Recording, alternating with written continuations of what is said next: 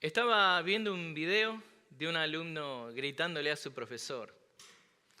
Un estudiante de secundaria de un suburbio de Dallas criticó apasionadamente los métodos de su profesor. Y el alumno aleccionaba al profesor pidiéndole que si él quería que los alumnos se apasionaran con la clase, el profesor debía incentivarlos a eso. El profesor simplemente le pide al alumno que abandone el aula. Lo incentivó ahí. Y a lo que el alumno le contesta, reprochándole nuevamente su falta de compromiso a este profesor de no llegar a los corazones de los estudiantes.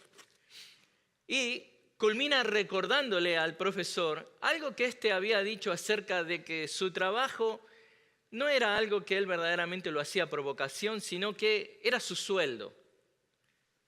Entonces el alumno le recuerda que contrariamente para él, ese tiempo en la escuela, esa educación para él era muy importante porque de ella iba a depender su futuro y también dependía el futuro de su país.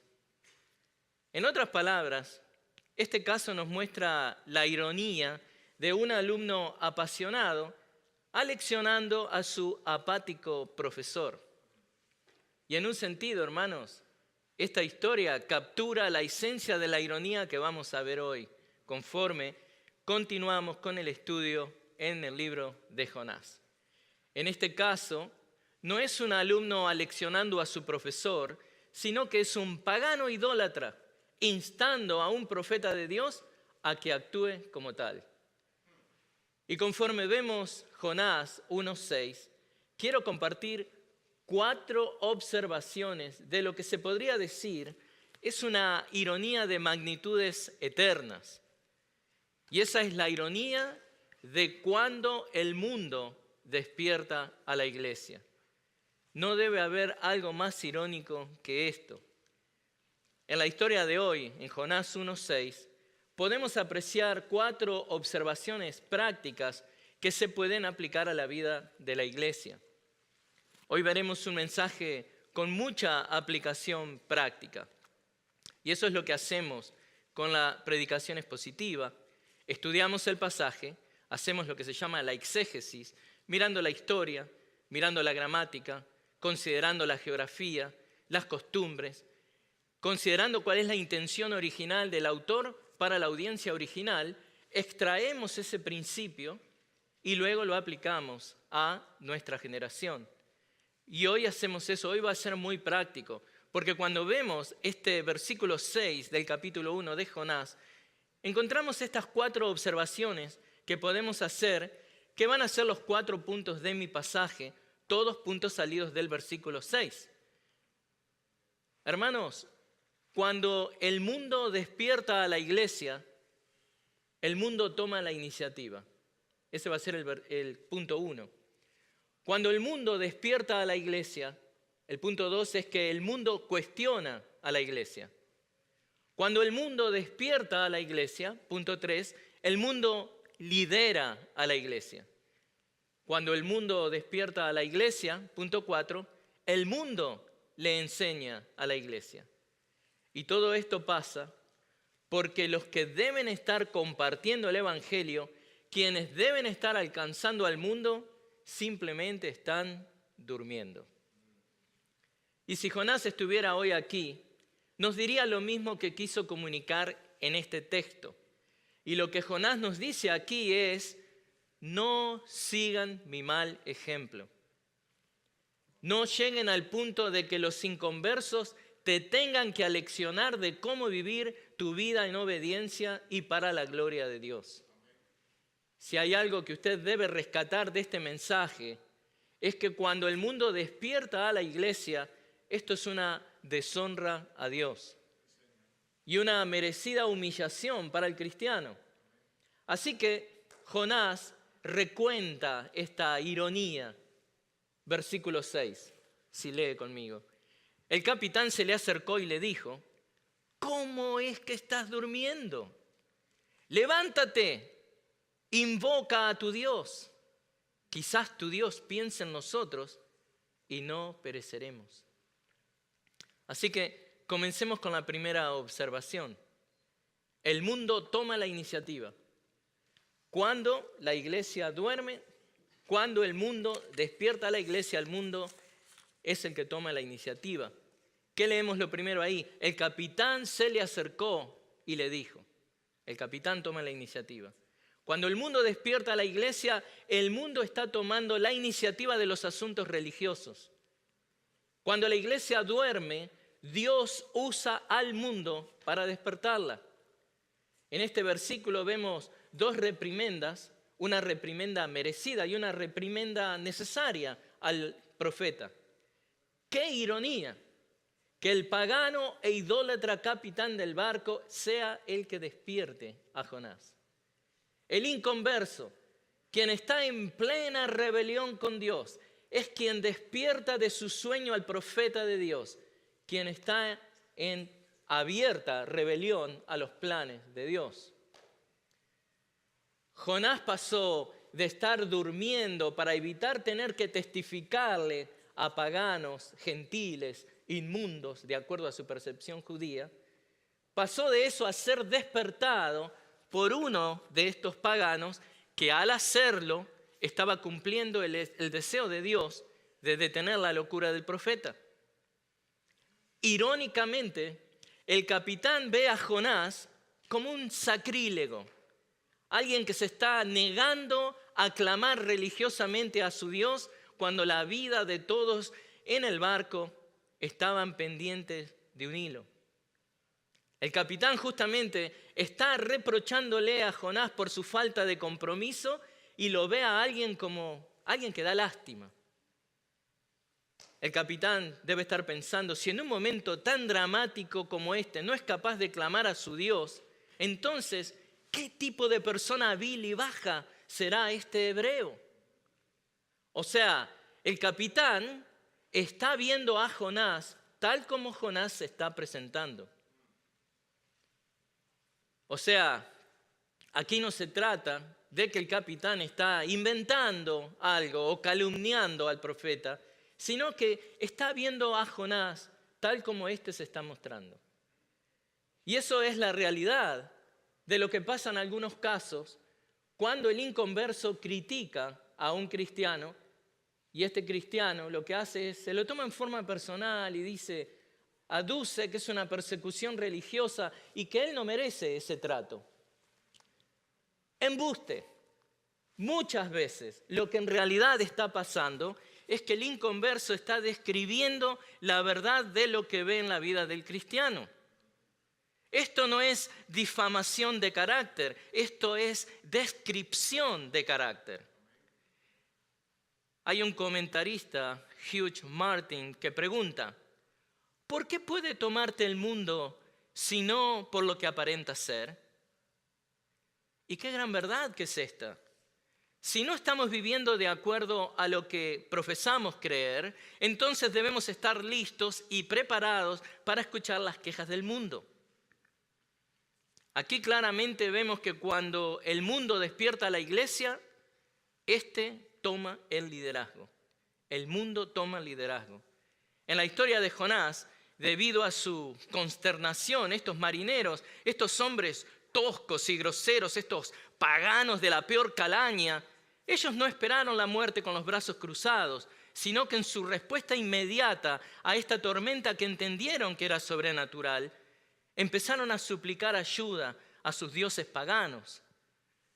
Y al no encontrar alivio, empezaron a buscar a tientas a otros dioses a los que rezar. Por eso el capitán del barco despertó a Jonás, es este versículo 6 que estamos viendo, para que rezara quien quiera que fuera su Dios. Aunque estos paganos creían en deidades que tenían una jurisdicción local solamente, y el Dios de los israelitas estaba bien alejado de su dominio, en ese momento estaban tan desesperados que querían que todos en el barco imploraran a todas las deidades que se les ocurrieran para que los rescataran de esas circunstancias. Pero nosotros sabemos que esto era pura superstición.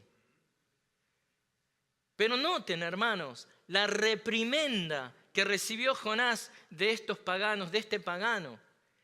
Y esto también nos recuerda que a lo largo de la historia del pueblo de Israel, Dios muchas veces empleó naciones paganas como la vara de disciplina contra la nación. Y aquí otra vez Dios está usando a estos viles marineros paganos para dar un par de bien merecidas reprimendas a Jonás. Y es ahí cuando, una vez que entendemos eso en el texto, extraemos el principio y lo aplicamos a nosotros.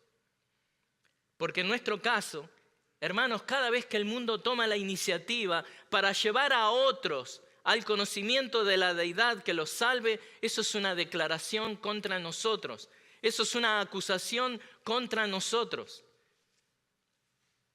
Esto no es nada nuevo, se da mucho en las familias donde un ser querido está enfrentando un cáncer y el pedido es: recemos, no importa quién, recemos para pedir que Dios, quien sea que sea ese Dios, cualquier Dios, salve a nuestro ser querido. Es una vez más el inconverso, aquel que no conoce a Cristo liderando el camino de las cosas espirituales. ¿Por qué? Porque el cristiano está dormido. Pero eso es imposible que sea bueno, porque el Señor mismo pregunta en Lucas 6:39, ¿acaso puede un ciego guiar a otro ciego? ¿No caerán ambos en un hoyo? Pero noten que lo más irónico aquí es que cuando el capitán del barco viene a instar a Jonás a que se levante y ore, sin poder creerlo, incrédulo y contrariado por la complacencia de Jonás, el timonel le dice: ¿cómo es que estás durmiendo? Levántate, invoca a tu Dios, quizás tu Dios piense en nosotros y no pereceremos. Ahora, fíjense qué interesante, hermanos, que los dos mismos verbos que el timonel, este capitán, usa para hablarle a Jonás y despertar a Jonás, levántate e invoca, son los dos mismos verbos que el profeta había escuchado de parte de Dios, cuando Dios le da la gran comisión. Levántate y proclama.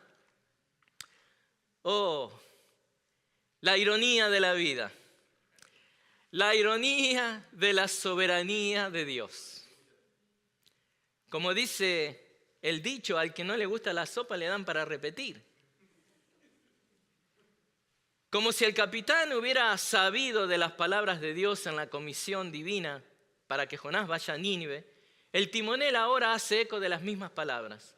El timonel se hizo eco así de la comisión de Jehová y Jonás despertó al sonido de las mismas dos órdenes de las que este profeta había tratado de escaparse. Así que escucha las dos mismas órdenes de las que él se estaba escondiendo. Y los intentos de Jonás por escapar de esta llamada e ignorar la revelación de Jehová fueron vanos.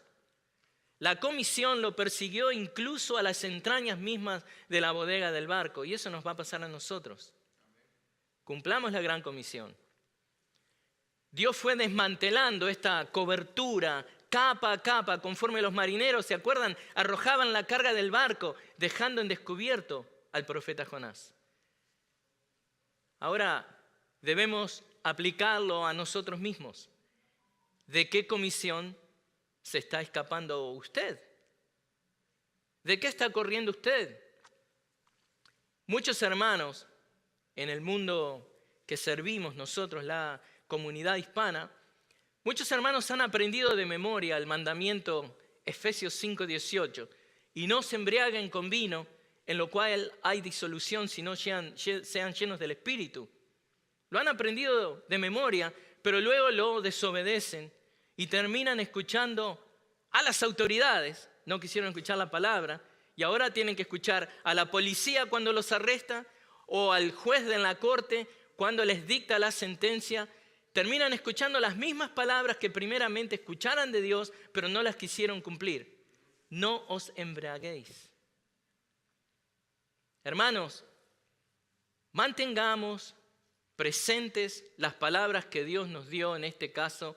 Recuerden que estamos hablando en el contexto de la gran comisión que Dios nos ha dado. Así como Dios había comisionado al profeta Jonás a ir a Nínive, nosotros hemos recibido la gran comisión.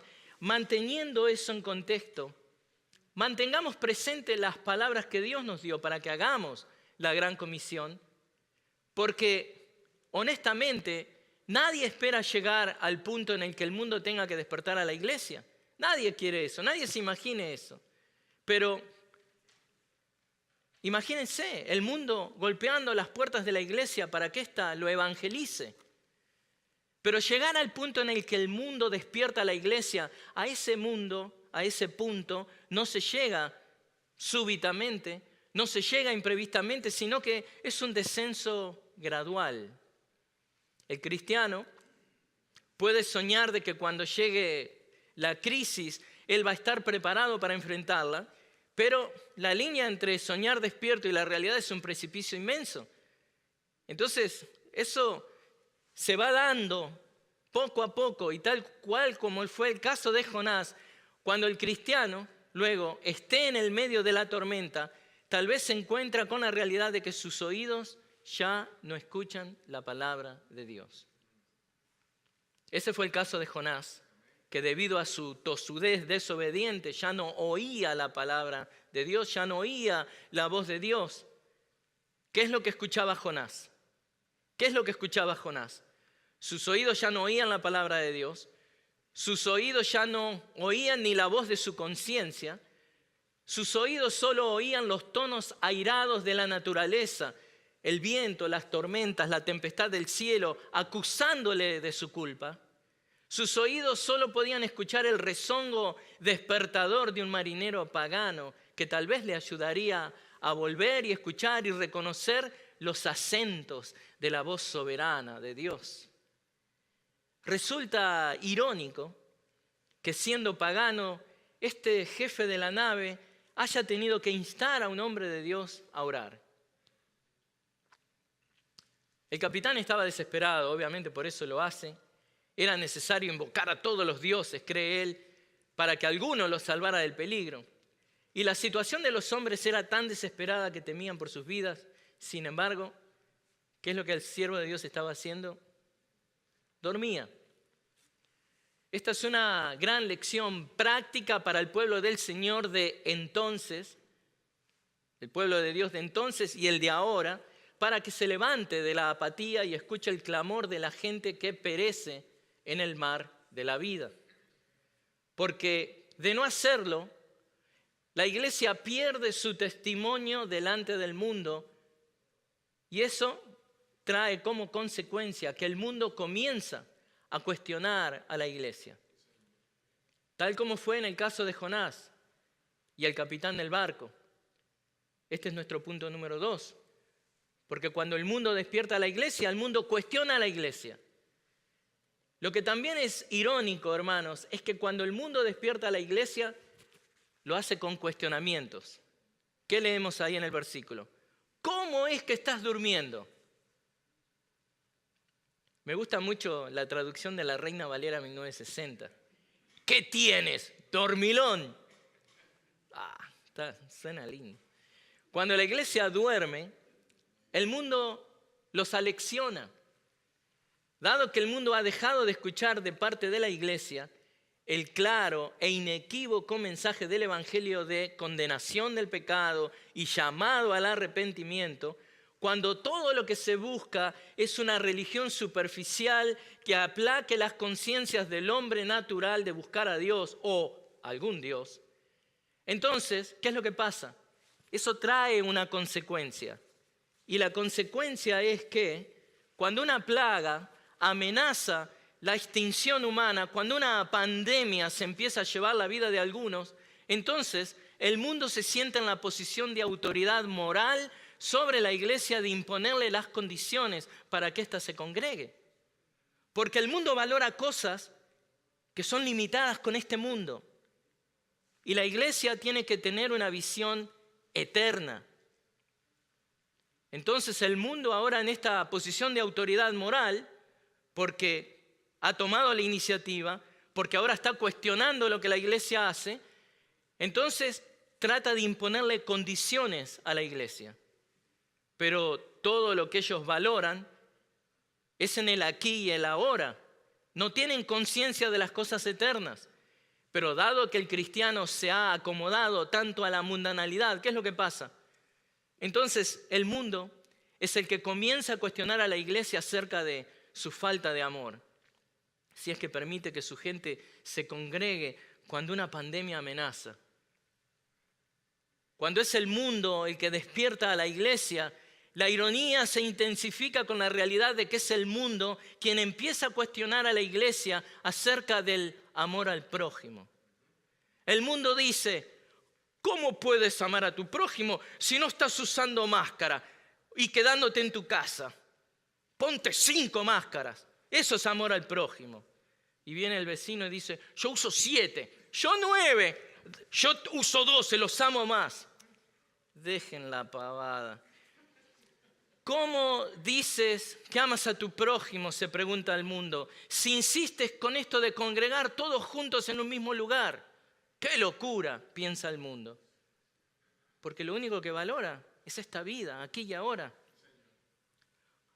El mundo también cuestiona, hermanos, porque dice, ¿cómo dices que amas a tu prójimo, iglesia, si estás haciendo sentir mal a Juancito y a Josecito y ellos se aman tanto? Juan y José, déjalos tranquilos, que se casen. ¿Cómo tú puedes decir que amas a la humanidad cuando estás hablando de fuego y condenación eterna? Y bueno, hermanos, cuando nos dormimos en nuestras obligaciones evangelísticas, Satanás y sus secuaces no duermen. Ellos no van a dormir. Entonces, el mundo recibe una inoculación de la verdad, algo que aparenta ser la verdad, que lo hace sentir más cómodo en este mundo caído y pasajero. Es por eso, hermanos, que Pablo le dice a Timoteo en 2 Timoteo 4, 3 y 4, porque vendrá tiempo cuando no soportarán la sana doctrina, sino que teniendo comezón de oídos, conforme a sus propios deseos, acumularán para sí maestros y apartarán sus oídos de la verdad y se volverán a los mitos.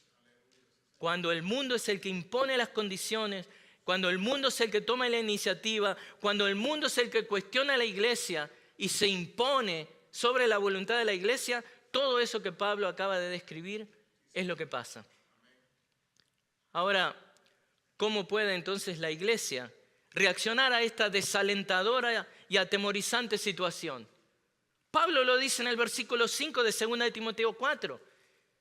Dice, pero tú sé sobrio en todas las cosas, sufre penalidades, haz el trabajo de un evangelista, cumple tu ministerio.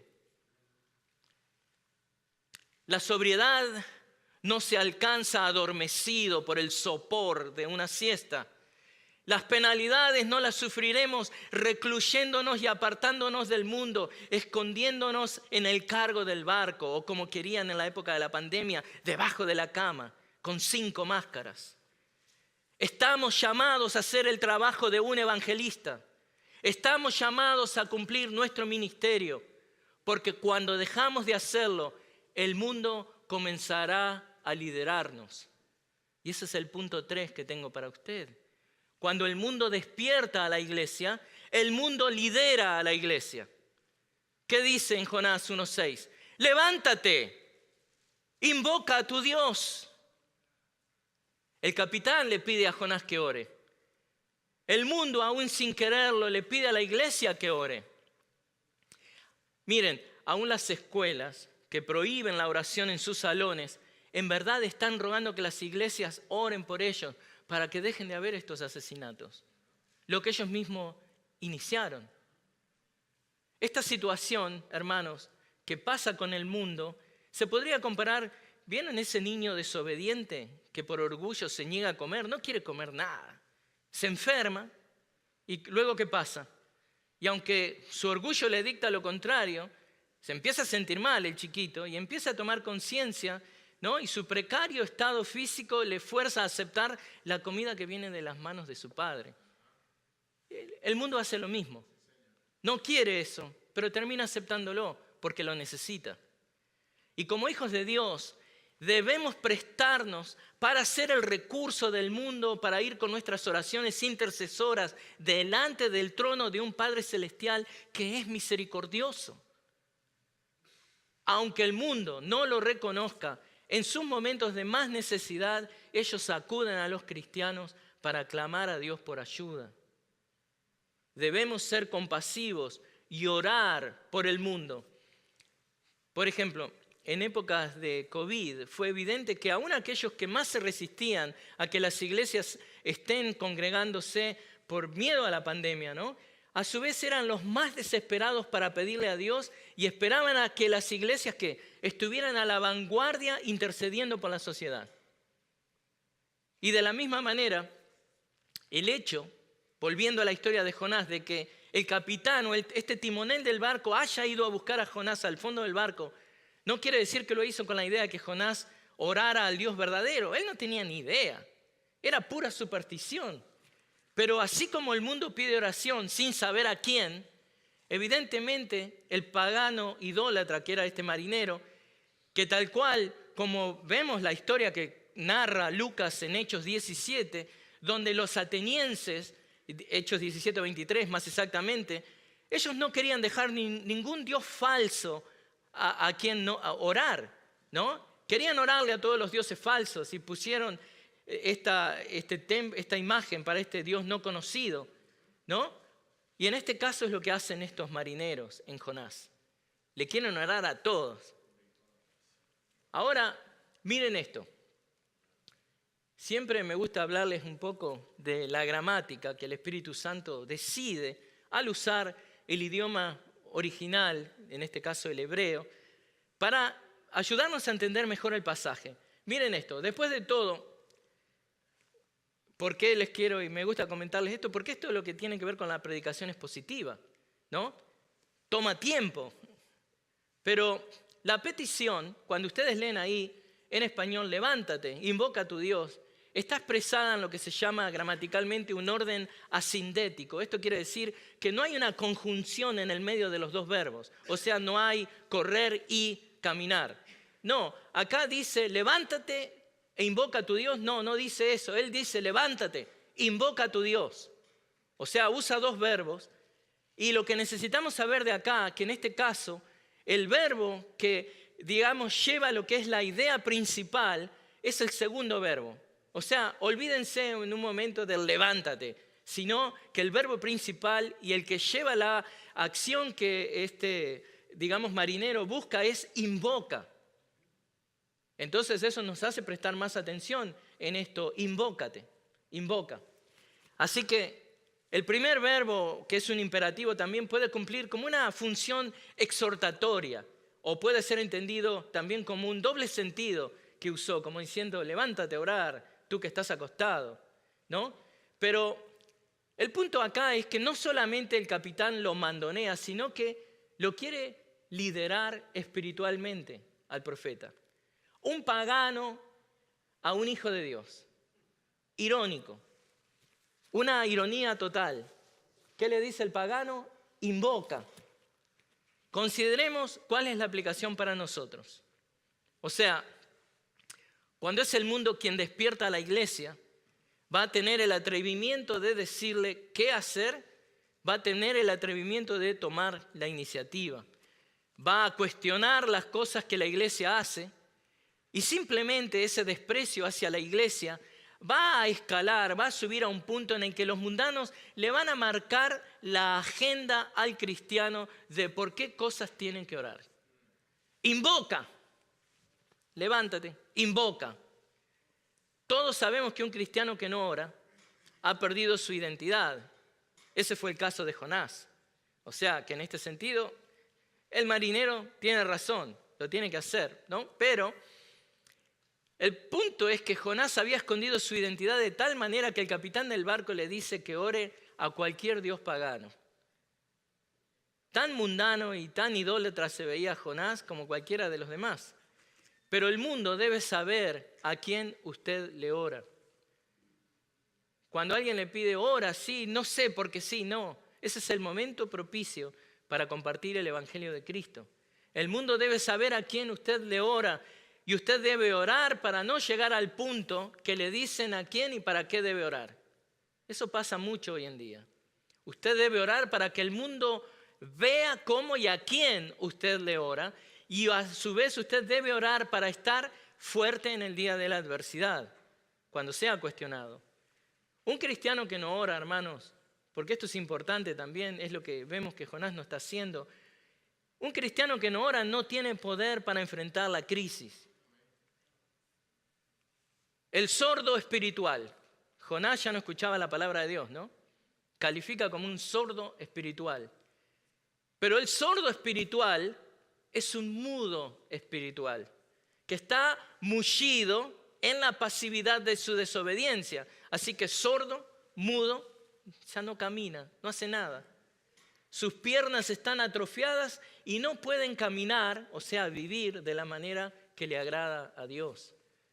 Un cristiano que no ora porque evita hablar con Dios, no solo es un mudo espiritual, sino que se ha vuelto sordo a la palabra de Dios. Por lo tanto, cuando sucumbe a la anemia espiritual que lo adormece, lo único que le queda por escuchar es la voz del mundo, cuando viene a despertarlo. Jonás había quedado completamente débil y sin poder alguno de enfrentar la crisis que lo despertaba tan dramáticamente.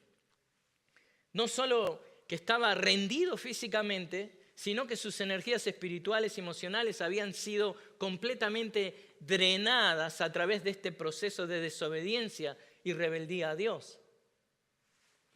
Y bueno, obviamente se puede especular que a modo de buscar relajarse de tanta tensión, el profeta consiguió un lugar cómodo donde lo único que quería era dormir.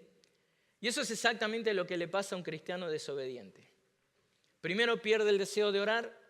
Es obvio que no quiere admitir la necesidad que tiene de Dios. Después pierde el deseo de escuchar la palabra. No más lectura bíblica, no más ir a la iglesia, no más compartir con los hermanos en la fe. Y como consecuencia natural de estas dos cosas, lo que sigue es anemia espiritual, no tiene fuerzas. Y luego viene esa debilidad postrante, que lo que viene es un deseo profundo ¿de qué? De night night. Quiere dormir. Y definamos dormir. En este caso es ese estado espiritual de desinterés total por las cosas de Dios. Es ese estado donde los sentidos espirituales obviamente no están activos. Es ese estado espiritual que le concede al mundo el comando. Oh, mundo, haz lo que quieras. Le concede al mundo el liderazgo de la vida del creyente. Para toda intención y propósito, el cristiano es un esclavo del mundo. Hace su voluntad, la voluntad del mundo, sigue sus designios, acepta sus decisiones. Y es lo que vemos que el profeta Jonás había llegado a ese punto, a un punto de su vida en el cual él nunca creyó que iba a llegar. Pero ahí yacía, adormecido. Pero a la vez, no solamente adormecido, aturdido por la vorágine de la locura, de la tormenta y la voz penetrante de este gentil pagano idólatra diciendo qué tenía que hacer. ¡Levántate! ¡Invoca! Nadie espera caer, nadie busca caer hasta que el cristiano se encuentra descendiendo por esa loma resbaladiza. El celo del cristiano al principio de su vida espiritual se veía traducido en su compasión por compartir el Evangelio. Si en ese tiempo, cuando usted recién convertido, alguien le hubiera preguntado ¿cómo se veía en 5 años? ¿Va a bajar su intensidad? ¿Va a seguir evangelizando de la misma manera? Y usted va a decir, obviamente que sí. Pero pasa el tiempo y aquí está ahora, aún sintiéndose avergonzado de testificarle a alguien. Y no solo que no quiere testificarle, es lo que pasa con Jonás. En otro giro irónico, estos inconversos le van a preguntar que interceda por ellos también. Le van a pedir eso y usted no está preparado. Su mente está en otro lado, su corazón está en otro lado. Y hermanos, qué horrible es estar atrapado en la telaraña de la ironía de los designios soberanos de Dios. no nos podemos escapar. ¿Por qué digo esto? Porque Jonás, que no quería orar, es ahora intimado a que ore. Y si bien hay que ser cuidadosos con argumentar desde el silencio, o sea, desde las cosas que Jonás no escribió, casi sin lugar a dudas podemos decir que hasta ese momento, versículo 6, Jonás todavía no había orado a Dios. Por lo que no se comunica acá, no hay nada que nos diga que el profeta deseaba restablecer una comunión con Dios. Y algo que sí podemos ver es que en ningún momento el profeta se interesa por el bien de la tripulación del barco. Esta actitud nacionalista y falta de misericordia se verá amplificada aún más cuando llega al capítulo 4 y ve que estos ninivitas se arrepienten y Dios no destruye a Nínive. Así que, hermanos, cuando dejamos que el mundo nos despierte, estamos permitiéndole que tome la iniciativa, estamos permitiéndole que cuestione nuestra vida y nos lidere hacia las metas que ellos creen que son correctas. Y no contento con eso, el mundo va a querer adoctrinarnos. El mundo va a querer enseñarnos basado en su interpretación de las cosas divinas. Y eso lo vamos a ver en el último punto, que es que cuando el mundo despierta a la iglesia, el mundo le enseña a la iglesia. ¿Qué es lo que vemos en el versículo? La última parte. Quizás tu Dios piense en nosotros y no pereceremos. Acá los roles se han intercambiado. Es el inconverso dándole esperanza de salvación al cristiano. Este es otro giro irónico en esta fascinante historia. Y como veíamos anteriormente, a Jonás no se le escapan las ironías de su aventura en el mar. ¿Por qué? Él está escribiendo esto años después y recuerda la ironía de la petición: levántate e invoca a tu Dios. Porque al fin y al cabo, la única razón de Jonás para estar a bordo del barco era huir de la presencia de Dios. Y Jonás, al contar y escribir su historia años más tarde, ¿qué es lo que hace? Resalta estos imperativos, como vimos anteriormente, que son usados por el capitán. Cum, en hebreo, levántate, querá, llama. Jonás nos sugiere que el capitán parodia de cerca la llamada inicial de Jonás a Dios. Eso lo vimos en uno de los puntos. Pero lo que Jonás nos está mostrando acá es que cada palabra se burla de él. Y este es un toque de atención para nosotros. No dejemos que los roles se inviertan al punto de nosotros ser adoctrinados por el mundo. Es la iglesia la que está llamada a ofrecerle al mundo esperanza en Cristo. Pero también Jonás nos pide que prestemos atención a que la petición del capitán, debemos prestar atención a esto, está cuidadosamente formulada. Escuchen esto. Él dice, el capitán, quizás o quizá nos haga caso y no perezcamos. El profeta, escribiendo años más tarde, nos quiere mostrar que el capitán sabe muy bien que los dioses no son genios a los que podemos invocar con solo frotar una lámpara. Qué irónico también que ni aún este pagano idólatra está a favor de demandarle cosas a Dios. Y este tipo de oración pagana, de demandarle cosas a Dios, ha sido infiltrado en las iglesias que sin discernimiento han aceptado lo que el mundo le predica y le enseña a la iglesia. O sea, este tipo de oración es la que el mundo le sugiere a la iglesia que debe hacer. Y tristemente muchos cristianos creen que exigirle o demandarle cosas a Dios es sinónimo de orar con fe insistente y exigente. Ellos dicen que demandarle a Dios significa exigir en la oración que Él nos dé lo que dice en su palabra que podemos tener. Pero hermanos, obvio que eso es un error. Lo mejor es seguir la recomendación pastoral que Pablo le da a los filipenses en el 4:6. ¿Qué dice? Escuchen el tono, qué distinto. Por nada estén afanosos. Antes bien, mediante oración y súplica, con acción de gracias, sean dadas a conocer sus peticiones delante de Dios. Muy distinto a demandar. Pero el mundo una vez que empieza a enseñarle a la iglesia, pone este tipo de oraciones para que gente de la iglesia sin discernimiento ore. ¿Cuál es el concepto? Volviendo a Jonás, él está mostrando esto, que aún el marinero entiende. Este pagano entiende el concepto que luego Jonás va a repetir, si quieren verlo ahí en el 3:9, que es un concepto que tiene que ver con la libertad divina. La libertad divina de actuar con independencia de los deseos humanos. No importa lo que usted desee, lo que importa es lo que quiere Dios hacer. Dios hace lo que va a hacer y lo que tiene que hacer para su gloria. Ese concepto que se vuelve especialmente significativo en el capítulo 4. O sea, lo que años después el profeta nos comunica es que cuando el mundo despierta al hombre de Dios, va a imponer su filosofía de vida y de oración sobre la vida de éste.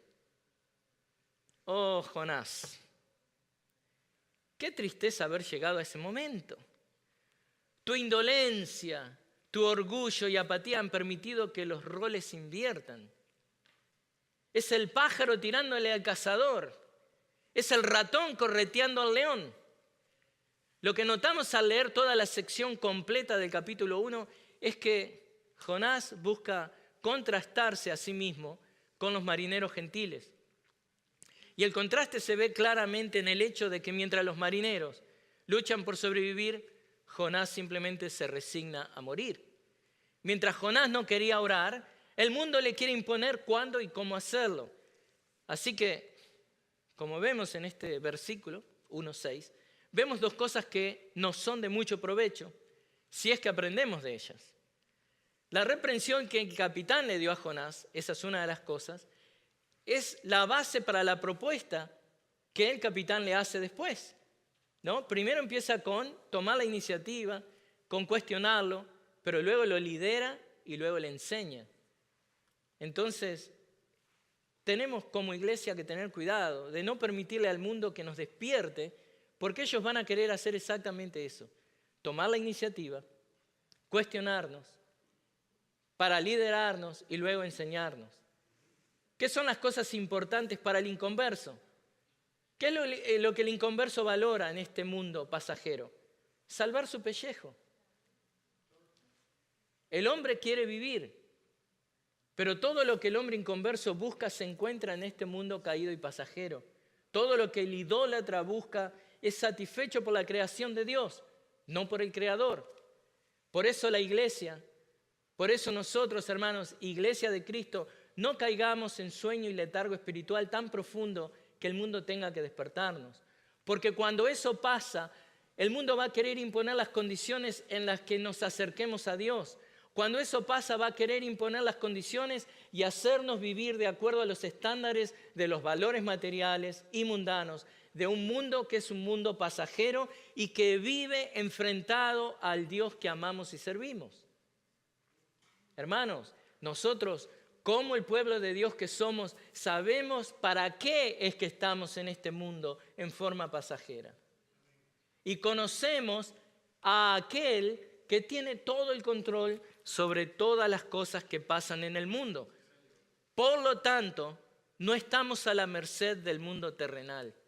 No estamos a la merced del mundo material, en contraste con la realidad de los inconversos, que se encuentran viviendo en un mundo que constantemente los expone a todo tipo de necesidades, los expone a todo tipo de vicisitudes, de peligros, para los cuales ellos no solamente no están preparados, sino que no tienen una respuesta. Y es cuando los inconversos están completamente abrumados por las circunstancias externas de un mundo que los sobrepasa en fuerza, recursos, que tienen el sentido, ¿cuál? El instinto de clamar a Dios, a un Dios que no conocen. Por lo tanto, ¿qué es lo que pasa con la humanidad? Cae víctima de un mundo al que no puede controlar. ¿Cómo podemos concluir esto? Llevemos el barco a un puerto seguro, como hicimos la vez pasada. En primer lugar, no seamos negligentes con nuestra relación con Dios. No queramos imponer nuestra agenda. Él es Dios. No descuidemos la gran comisión que nuestro Señor nos ha asignado. No huyamos de esta gran comisión porque caeremos extenuados y dormidos. Y cuando esto pasa y no estamos operando de acuerdo a nuestro llamado divino y evangelístico, es cuando caemos dormidos. ¿Y qué es lo que pasa? El mundo nos despierta. Y el peligro de cuando el mundo despierta a la iglesia es que, lo que vimos en el punto 1, el mundo toma la iniciativa.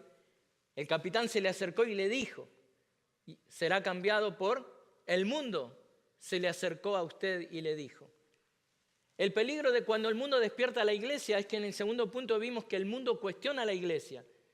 Y lo que leímos ahí, ¿cómo es que estás durmiendo?, dará lugar a todo tipo de cuestionamientos acerca de cómo vivimos, perdiendo ¿qué? Perdemos el respeto del mundo y también embarramos el testimonio de Cristo delante del mundo. El peligro de cuando el mundo despierta a la iglesia también lo vimos en el punto 3, de que el mundo lidera a la iglesia. Levántate, invoca a tu Dios. Y ese mandamiento tomará la forma del mundo imponiéndole a la iglesia el cómo orar y el por qué orar. El peligro de cuando el mundo despierta a la iglesia es que el mundo le enseña a la iglesia, quizás tu Dios piensa en nosotros y no pereceremos, cambiando así el enfoque de orar por las cosas con perspectiva eterna.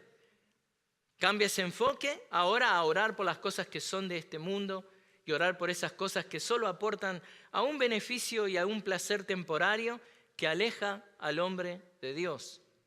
Así que estemos alertas y despiertos espiritualmente para que el mundo no tenga que despertarnos. Oremos. Señor, te damos gracias por este llamado de advertencia, de estas 4 observaciones que podemos extraer de el capítulo 1, versículo 6 de Jonás. Ayúdanos como iglesia a estar atentos y a no descender por esa loma resbaladiza, para estar siempre preparados, Señor, para cuando el mundo nos pida una razón de qué es lo que creemos. Ayúdanos también a ser buenos testigos, a poder evangelizar, Señor, con alegría, a poder demostrar, Señor, el gozo que tenemos por la salvación tan grande, inmensa y eterna que tú nos has dado. Bendice a esta congregación, Señor, a que seamos fieles en esa gran comisión que nos has dado. Oramos en el nombre de Cristo. Amén.